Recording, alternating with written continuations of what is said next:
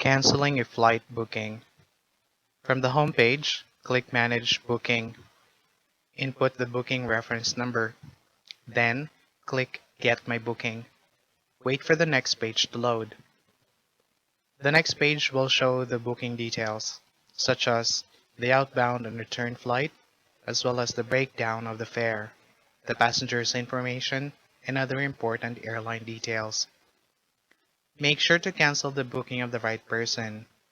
In the event where one or two passengers cancel out of 5 passengers, contact support team immediately to split the booking first.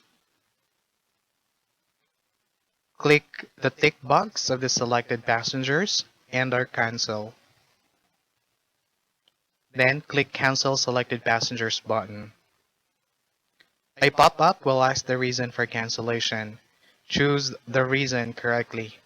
Reasons are normal cancellation, no-show, flight delay or canceled flight, medical case, death case, and voiding.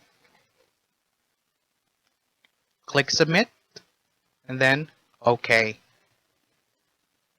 Wait for a few seconds to load.